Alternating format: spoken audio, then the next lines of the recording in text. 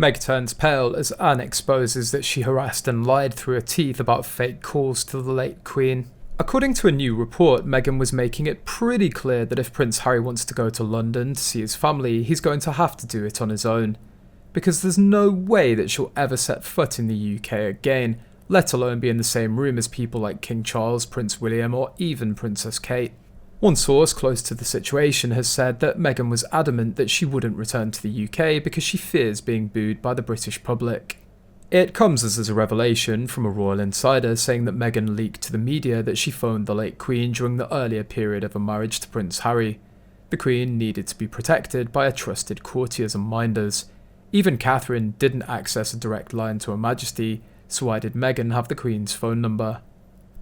Jenny.O account explains on Quora that as Queen of the UK, the busy elderly monarch who bore the Commonwealth of Nations on her shoulders was unlikely to have accepted direct calls from grandchildren, never mind their spouses. The Queen's children were the first line of support for their marriage, and being in her 90s, she was way too elderly to be acting as mentor or throwing lifelines to a former yacht girl who managed to stalk and trap her unstable grandson when he lost the plot. Nope. The Queen was way too well protected by her Knights of the Realm to be harassed by Meghan, just because she dated the monarch's grandson. Meghan can say whatever she likes about the royal family communications, which the palace won't comment on, but given her penchant for leaking fake news to the press, every call to the Queen, no matter where she may be, travels through a switchboard which directs it to a senior courtier. The Queen has told the courtier who to speak to according to his instructions. She had a very short list because she was so busy that every day of the week was already booked up weeks or months in advance. That goes for her grandchildren as well as her children, including Charles. She was able to continue with her day without being constantly interrupted because of it. Two individuals gained access to the Queen's mobile phone and a phone number. One was Princessanne and the other was a racing manager.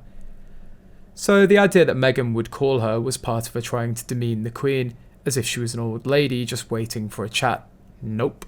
The Queen's life was very disciplined and incredibly busy. There certainly was no time for Meghan.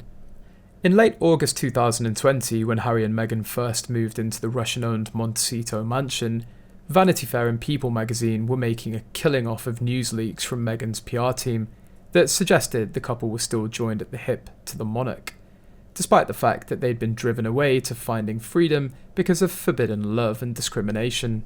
Another royal aide of Princess Anne also confirmed again that Princess Royal and the Queen's racing manager were the only individuals who had direct access to Her Majesty, so the notion that a skank like Markle could call the Queen directly is absurd, and yet another of her many lies. Meghan Markle said that she found out that Prince Philip was hospitalised while filming her interview with Oprah Winfrey, and that she called the Queen to check in. On the day she shot the second part of her Oprah interview, the Duchess of Sussex said she woke up to a note about the news from a member of her team in the UK. "I just picked up the phone and I called the Queen just to check in," Markle said in the CBS interview with Oprah. She highlighted how the casualness of the phone call contrasted with royal life in the UK.